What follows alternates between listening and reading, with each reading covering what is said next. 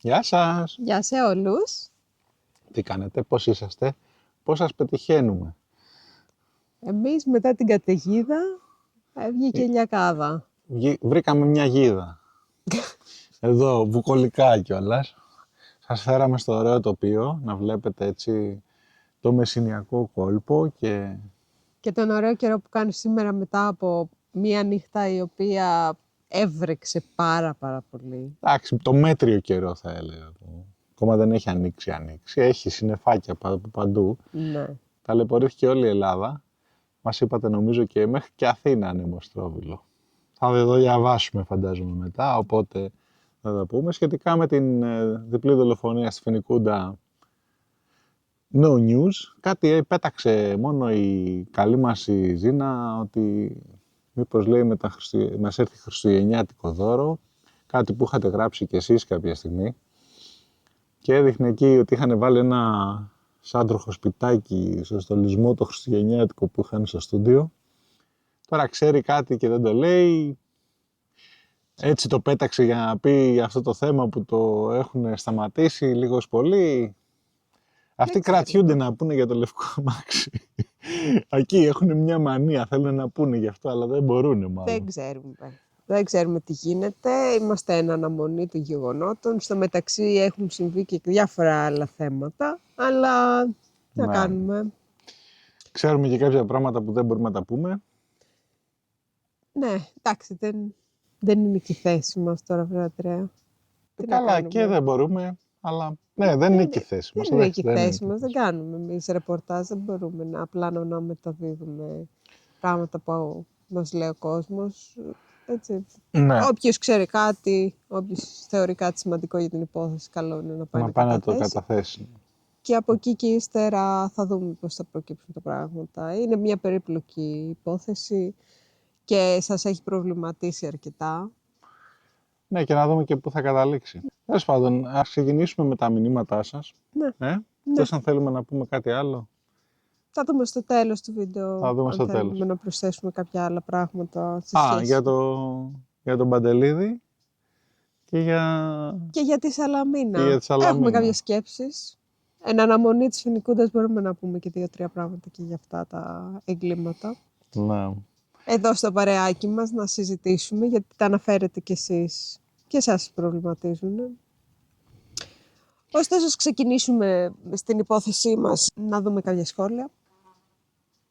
Ήρθε η φύση και μου επιτίθεται. Λοιπόν, εντάξει. η Ανθή μας λέει, βρε παιδιά, η Νικολούλη δεν εξηχριάζει εγκλήματα. Μάλλον αναφέρεται σε κάποιο σχόλιο χθες για την Νικολούλη, πότε θα αναλάβει να τελειώνουν. Δεν είναι, λέει ο Ηρακλής Πουαρό, ούτε ο Σέρλοκ Χόλμς. Η Νικολούλη ασχολείται με εξαφανίσεις ανθρώπων ή περίεργα ατυχήματα, συσσαγωγικά, ή περίεργες αυτοκτονίες που τελικά αποδεικνύονται έγκλημα. Και μετά αναλαμβάνουν οι αρχές να βρουν τον ένοχο. Δεν υποδεικνύει η δολοφόνος η Αγγελική. Τώρα για τη Φοινικούντα θεωρεί ότι η αστυνομία ξέρει πολύ καλά ποιος είναι ο δολοφόνος. Θέλουν όμως να μαζέψουν τις αποδείξεις ώστε να δέσουν καλά την υπόθεση πριν πάει στο δικαστήριο. Γι' αυτό και αυτή η καθυστέρηση. Η αστυνομία ξέρει, πάντα ξέρει. Εντάξει, δεν ξέρω αν ξέρει πάντα, αλλά ξέρει πολύ συχνά. Το πρόβλημα είναι τι αποδεικνύεται. Το έχουμε πει αυτό. Ναι. Εμείς, ό,τι και να σκεφτόμαστε και τα λοιπά, δεν έχει και ιδιαίτερη σημασία.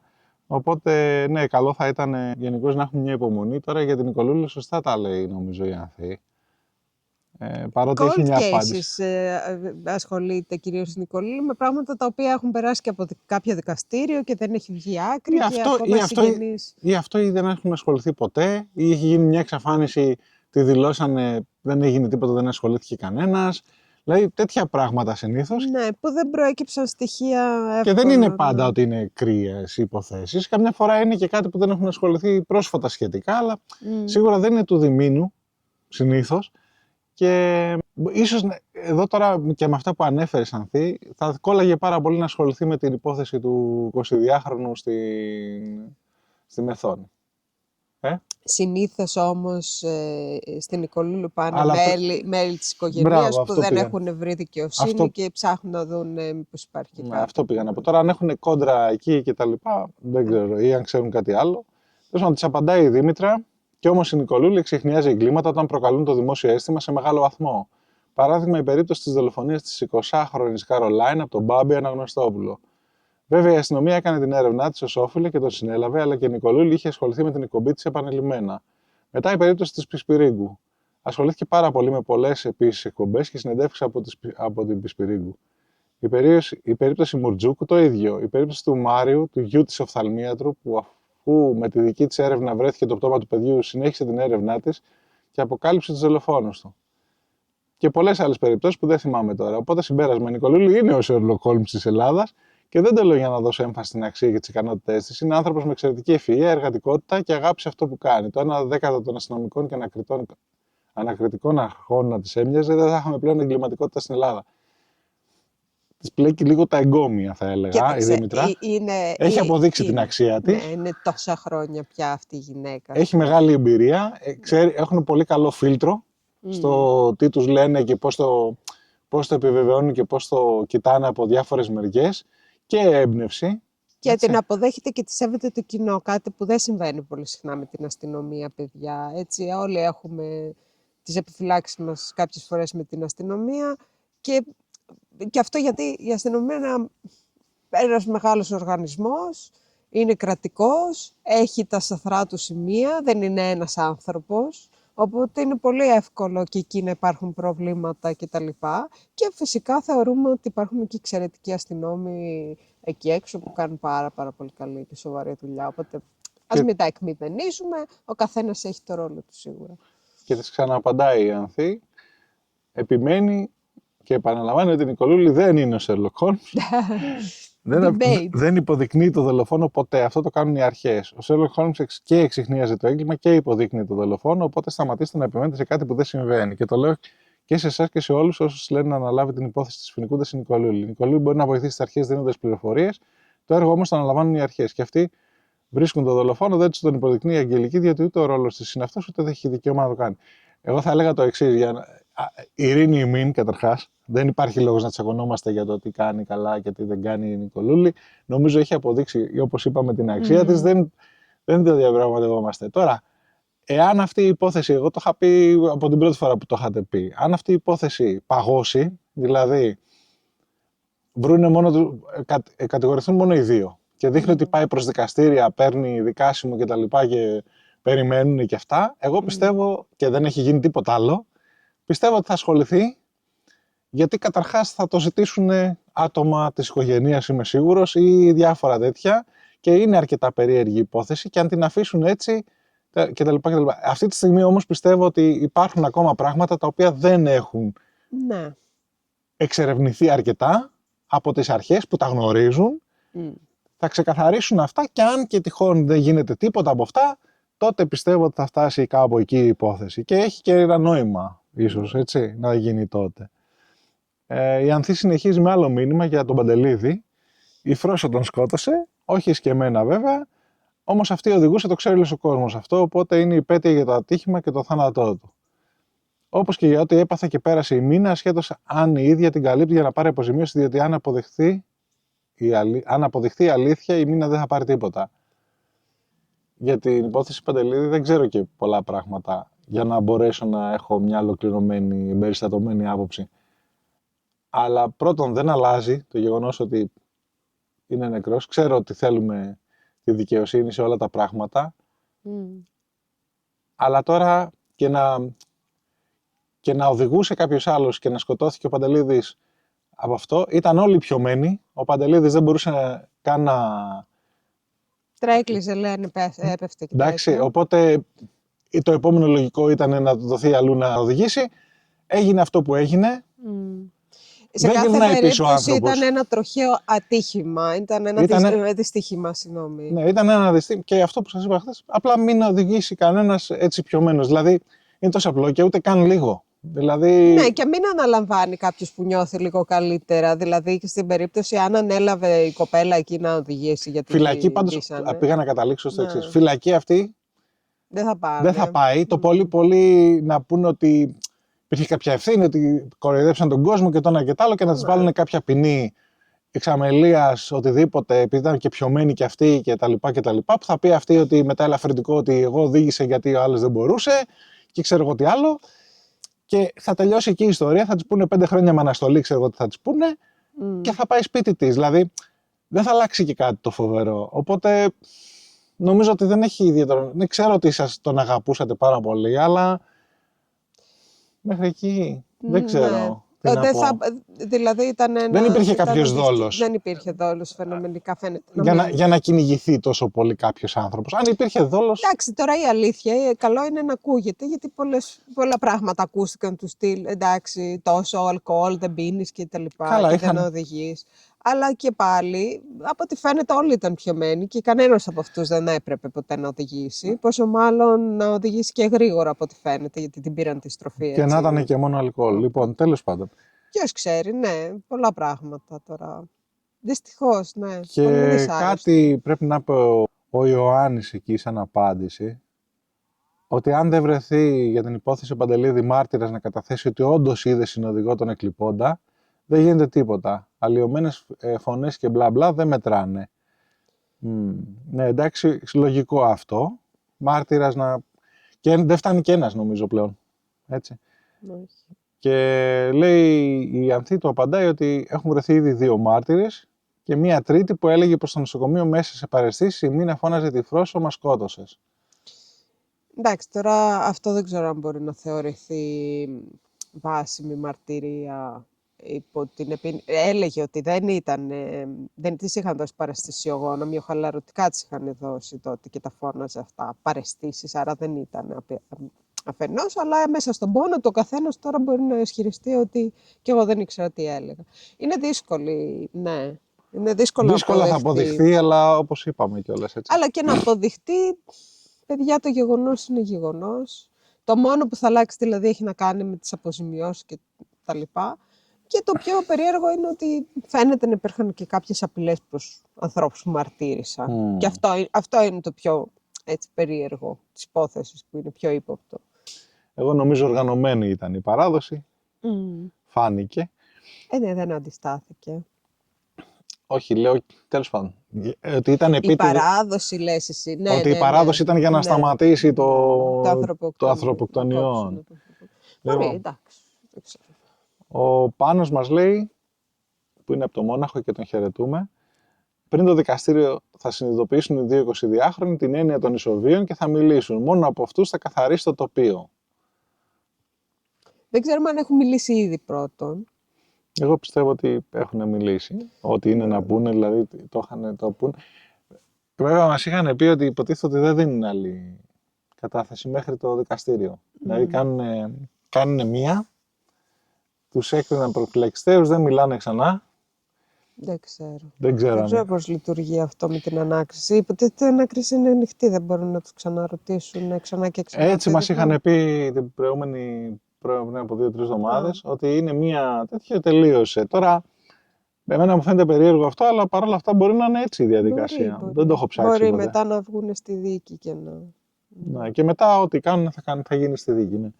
Μόνο άλλα επιβαρυντικά μπορούν, δηλαδή αν βρουν και άλλα πράγματα για αυτούς, μπορεί να τους ρωτήσουν για τα επιπλέον πράγματα για αυτούς και υποτίθεται για χειρότερη ποινή, όχι για λιγότερη. Τώρα θα πάνε με αυτή την κατηγορία, θα πάνε. Εγώ έχω ακούσει ότι αλλάζει η κατηγορία παρόλα αυτά. Δεν έχει σημασία. Ας τελειώσει η ανάκριση και θα δούμε πώς θα πάνε και παιδιά, ποιος είναι θα τόσο πάει. πολλά από την ανάκριση που δεν ξέρουμε τελικά και έχουμε λάθος και πληροφορίες, που αυτή τη στιγμή είμαστε τελείως στο σκοτάδι, θεωρήσουμε αυτό. Ναι, αν από αυτά που έχουμε ακούσει τα ξέρει η ανακρίτρια, που φαντάζομαι τα ξέρει, γιατί 99,9% κάποιος θα τα έχει πει, έτσι, επίσημα, δεν υπάρχει περίπτωση να είναι αυτά που έχουν ακουστεί γενικώς. Ναι, μέχρι στιγμής. Μέσα από το αστυνομικό ρεπορτάζ. Ναι, και για το παρελθόν, και για το σκηνικό της δολοφονίας και πολλές ανακρίβειες. Ναι. Δεν ξέρω. Ελπίζω... Μέχρι και οι καταθέσεις που βγαίνουν προς τα έξω, δεν ξέρουμε αν είναι ακριβώς αυτές που δώσανε. Όχι, ούτε καν. Δηλαδή και κάτι διάλογοι που έχετε δει να παίζονται. Καταρχάς σας λέγανε, ας πούμε, χθες τους διαλόγους, όχι τους διαλόγους, ουσιαστικά και διαλόγους για τη Σαλαμίνα, σας τα μπλέκω τώρα πάλι, συγγνώμη, που έλεγε τι και καλά έλεγε η γιαγιά εκεί την ώρα που τη χτύπαγε η άλλη. Και πώς ήταν οι διάλογοι. Και δεν ήταν αυτή η διάλογοι. Δηλαδή τους είχαν πει ακριβώς πριν και δεν ήταν ακριβώς αυτό που ακούγονταν στο ηχητικό που παίξανε μετά. Ναι. Βέβαια επεξεργασμένα τα ηχητικά, αλλά τέλος πάντων δεν έχει σημασία. Η Ολυμπία μας λέει καλησπέρα και χαίρεται που ήταν μήνυ ο ανεμοστρόβιλος και είμαστε καλά. Δεν χρειάζονται ηρωισμοί με τα καιρικά φαινόμενα στην ασφάλεια του σπιτιού μας μέχρι να ξεθυμάνει η φύση. Με τη φύση νομίζω δεν παίζουμε. Κανένας μας, θέλω να Γενικά ελπίζω. όχι, παιδιά, ασφάλεια είναι πολύ σημαντικό. Πάμε, προσέχετε, μην βγαίνετε έξω, δεν χρειάζεται. Ούτε στη δουλειά μην πάτε αν δεν το κρίνετε οκ. Και για πλημμύρες λέω και τέτοια περισσότερο από στην Αθήνα ή και σε άλλες επαρχιακές πόλεις εδώ στην Ελλάδα. Ναι, γνωρίζουμε. και με παγωμένους δρόμους, ειδικά όταν βγαίνει κανείς από το σπίτι του και έχει παγώσει κατά τη διάρκεια της νύχτας, είτε με το αυτοκίνητο είτε με τα πόδια και μπορεί να γλιστρήσει και να πέσει και να χτυπήσει πολύ άσχημα. Προσοχή γενικά, ναι. Και ό,τι να γίνεται απ' έξω, εκτός και αν νιώσετε ότι το σπίτι πλέον κινδυνεύει, μην βγείτε να το φτιάξετε, δεν πειράζει. Ας φύγουν καρέκλες, τραπέζια από τον μπαλκόνια, δεν πειράζει, δεν έγινε κάτι. Και κάτι να σπάσει, πράγματα. Τα πράγματα φτιάχνονται, ξαναγοράζονται. Ο άνθρωπος δύσκολα. Η Άννα μας λέει ότι πέρασε και από την Αθήνα, λέει, ανεμοστρόβιλος στις 12 και κάτι. Μένει και στην Κηφισιά και βρέθηκαν στο μάτι του κυκλώνα. Πρώτη φορά τρόμαξε τόσο πολύ από ακραίο φαινόμενο. Τόσο πολύ. Έπεσαν δέντρα στον κήπο και έφυγαν κεραμίδια από τη σκεπή. Το χαλάζι παραλίγο να σπάσει τα διπλά τζάμια για να μπει μέσα στο σπίτι. Ήταν πολύ φοβιστικό. Σε αυτές τις περιπτώσεις πηγαίνετε στο χαμηλότερο σημείο του σπιτιού, αν έχετε υπόγειο έτσι, κατεβείτε κάτω, να κρυφτείτε. Άμα δείτε δηλαδή ότι θα φύγει η σκεπή ή κάτι τέτοιο, που αν και τα σπίτια εδώ στην Ελλάδα είναι αρκετά στιβαρά. Είναι ανθεκτικά, ναι. Ναι. Στα μερικοί φεύγουν γιατί είναι ξύλινα όλα πολύ. Πολύ προσοχή με τον καιρό, τι να πω.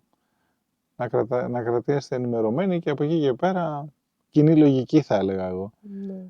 Ο Ιωάννης μας λέει ότι ένας ιδιωτικός ερευνητής, ποιος άραγε, πιστεύει ότι η mastermind του φωνικού είναι γυναίκα από συγγενικό περιβάλλον, αμφιβάλλει. Αμφιβάλλει ο Ιωάννης για το τέτοιο. Ναι. Η Άσπα, νομίζω, του απαντάει, αυτός είναι fake ιδιωτικός ερευνητής, πιο πολλά γνωρίζουμε εμείς για την υπόθεση παρά αυτός. Νομίζω ξέρω ποιον λέτε, μήπως έχει live streaming στο YouTube. Νομίζω ξέρω ποιον λέτε. Εντάξει, παιδιά, δεν ξέρουμε τώρα ποιος είναι mastermind. Και Έχουμε βάλει όλα.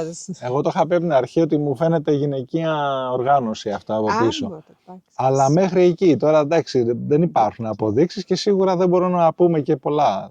Έχουμε πράγματα να πούμε.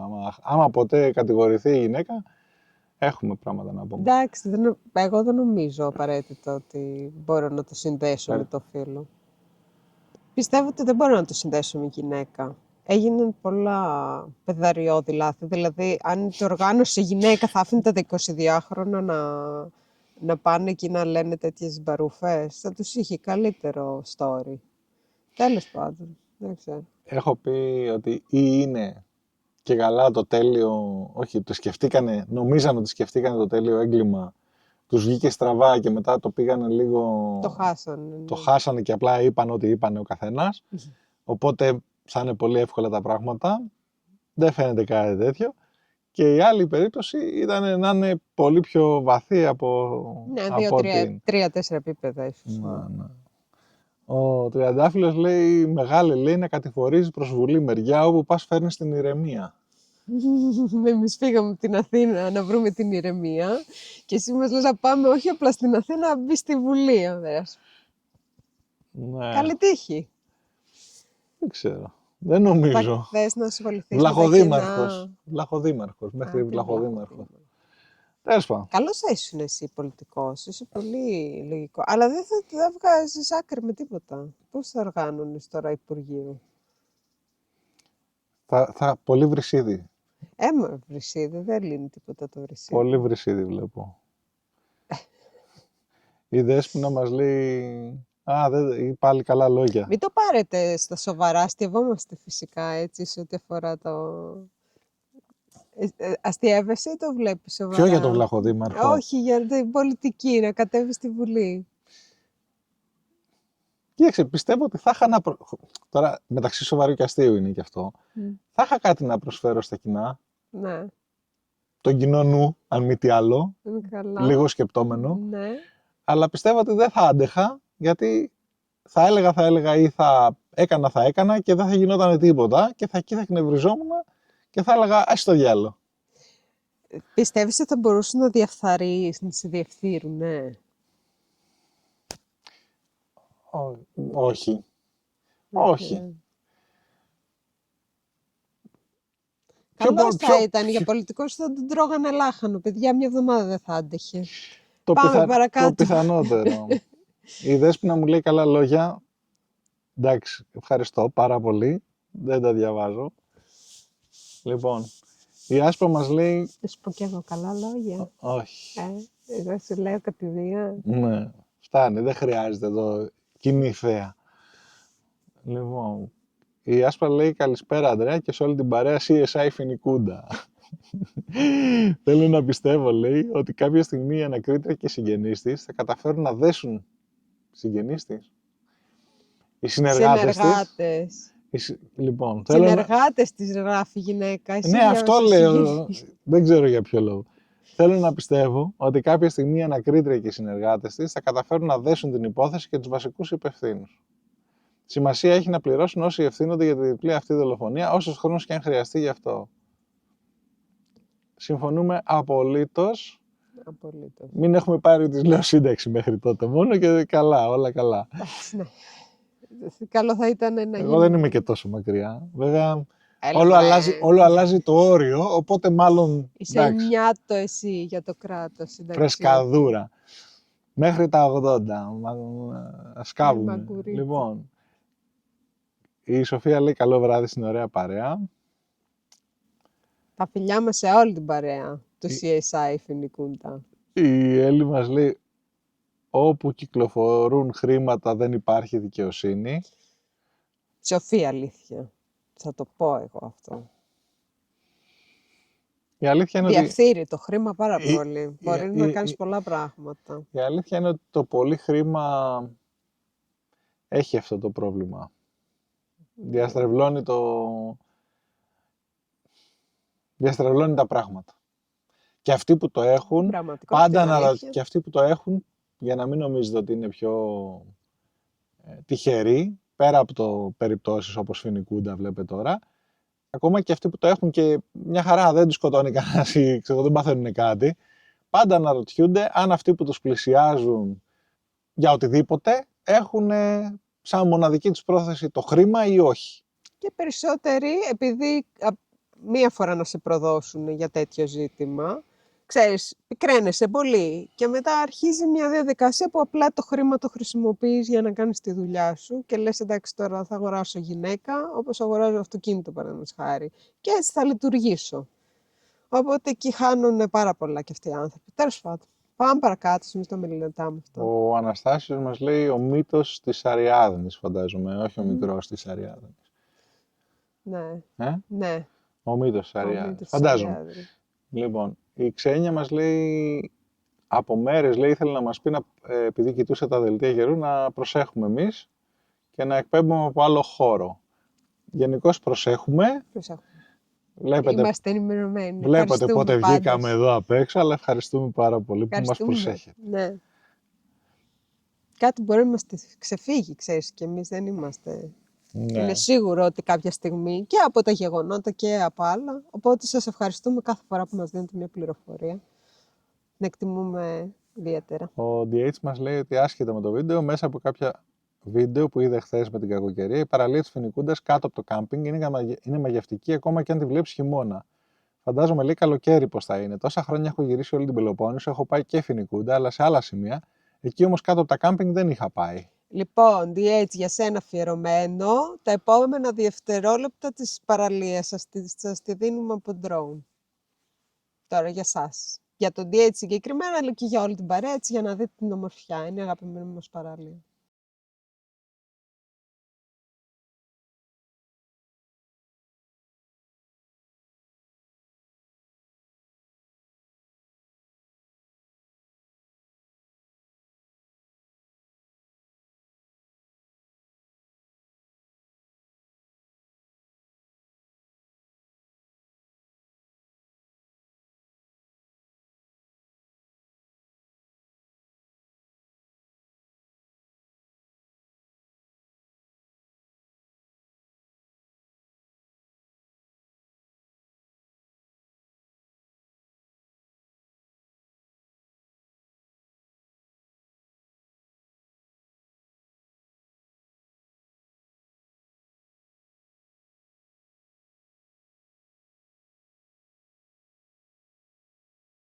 Σας άρεσε?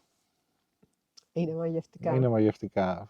Πάντως λέει σίγουρα θα είναι όλη η παραλία εκεί το κάτι άλλο. Γιατί του είπα ότι πήγα μία φορά πριν από 20 κάτι χρόνια και από τότε σχεδόν κάθε χρόνο. Και λέει δεν νομίζει να είναι τυχαίο ότι έχουν φτιάξει εκεί 3 κάμπινγκ, είναι 4 τουλάχιστον. Και συν άλλα γύρω-γύρω στην περιοχή. Απλά δεν φαίνεται από το δρόμο, λέει, και αν δεν κάνεις κάμπινγκ για να ψάχνεις τέτοιες παραλίες, μπορεί να μην πάει καν το μυαλό σου ότι θα είναι τόσο ωραίο μέρος. Σε διπλανή παραλία πήγαινα ένα καλοκαίρι πριν από 20 χρόνια, εννοεί αυτή την παραλία αμέσως μετά το στάδιο, είναι όπως πας προς μεθόνη. Ναι. Τις λάμπες λέει. Λάμπες. Καλές και οι λάμπες, αλλά της Φοινικούντας είναι καλύτερη, η αλήθεια είναι. Εντάξει, εξαρτάται και τι ψάχνεις, αλλά... Παιδιά μακράν, είναι πολύ ωραία. Ναι, υπάρχουν για όλα μια χρήση. Έχει πολλές ωραίες παραλίες η περιοχή. Είναι όλες παραλίες του Ιωνίου ουσιαστικά. Ακόμα και κάτω από τη Φοινικούντα είναι Ιόνιο. Θεωρείται, κάπου εκεί αλλάζει. Και βασικά με το μεσηνιακό κόλπο αλλάζει. Ναι. Και είναι πολύ ωραία. Είναι πάρα πολύ ωραία. Η Ματίνα μας λέει καλησπέρα. Σίγουρα σας σκέφτηκα με το Κάιρο. Είμαστε κοντά στο Κάιρο. Δεν Η είμαστε πολύ η αλήθεια είναι ότι μακριά. άμα πάρεις μια ευθεία από εδώ, πας Κάιρο. Όχι, αλλά εντάξει. Είμαστε πιο κοντά στο Κάιρο από λοιπόν, ότι η Αθήνα. με τον καιρό εννοούσε η γυναίκα και την πήραμε στο ψηλό. Λοιπόν, σε πλάκα κάνουμε, έτσι. Auto correct για πάντα. Γιατί είδα, λέει, τα άσχημα καιρικά φαινόμενα εκεί στην περιοχή και τι προκάλεσε. Εύχομαι όλα καλά. Καλό Σαββατοκύριακο. Ευχαριστούμε πάρα πολύ. Χαιρετίσματα, έχεις και αγάπη και τα λοιπά. Φιλιά.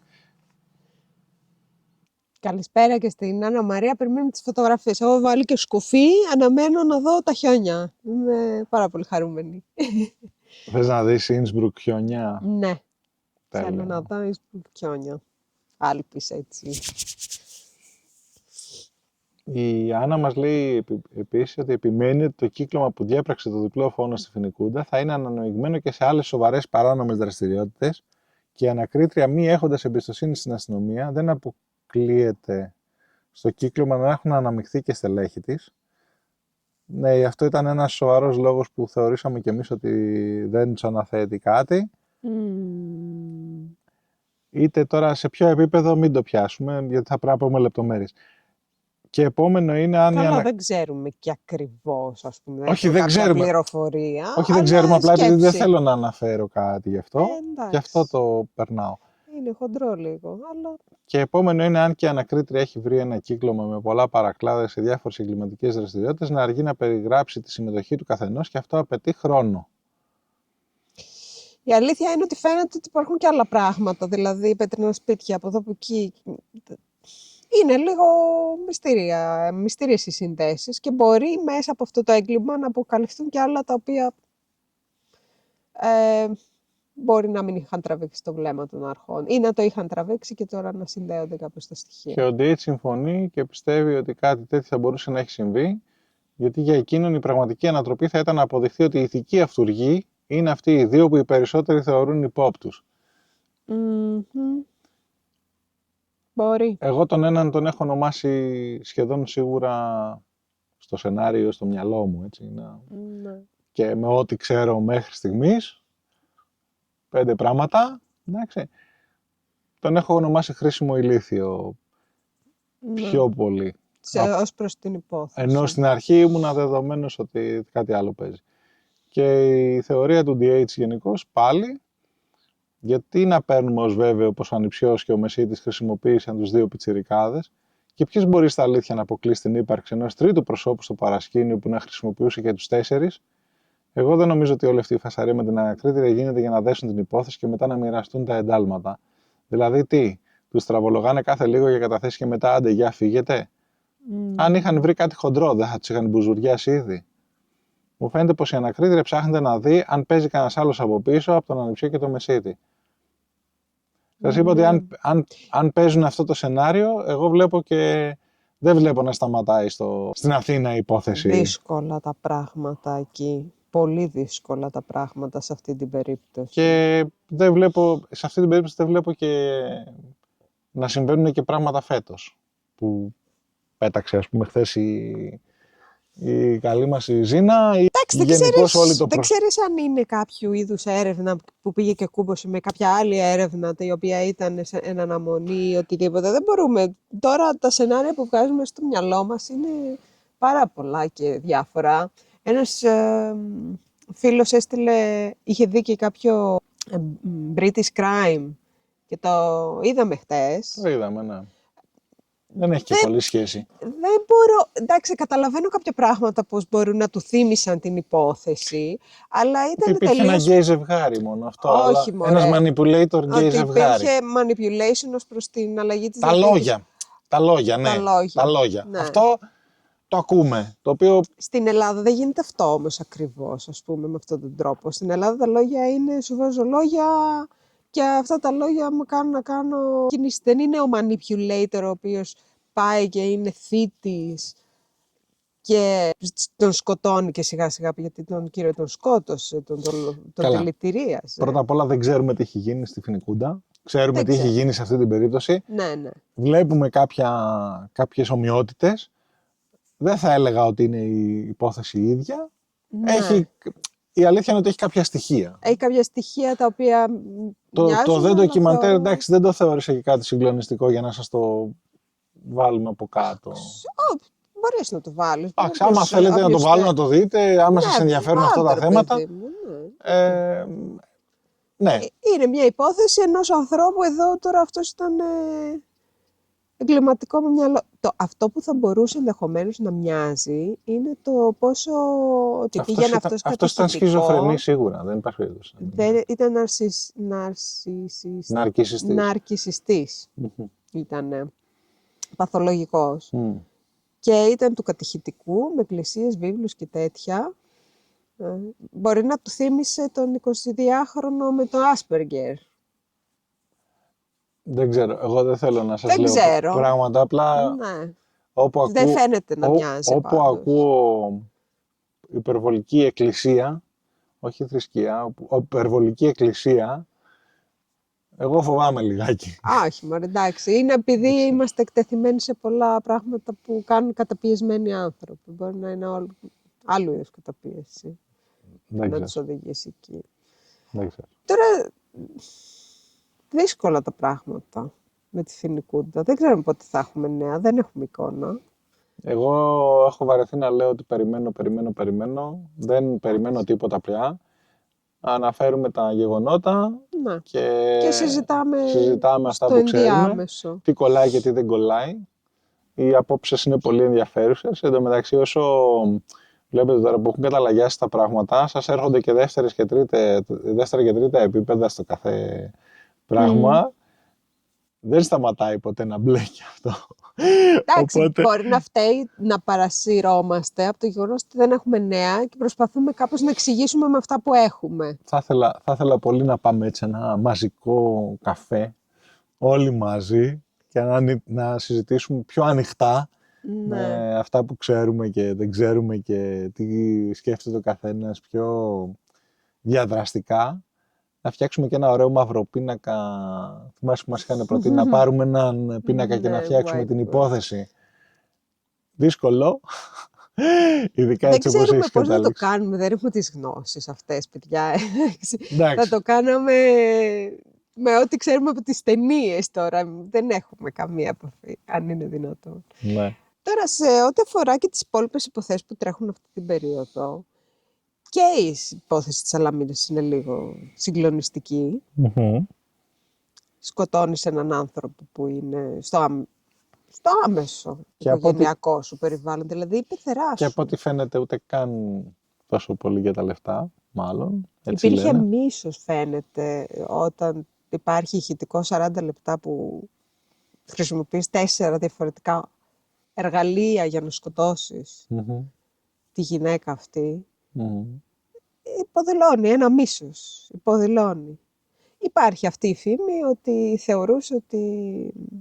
τη θεωρούσε υπεύθυνη την 75χρονη νύφη της, ότι έβαζε λόγια ή τέλος πάντων ότι θα βοηθούσε το γιο της να τη χωρίσει, άρα τη θεωρούσε εμπόδιο στη σχέση τους.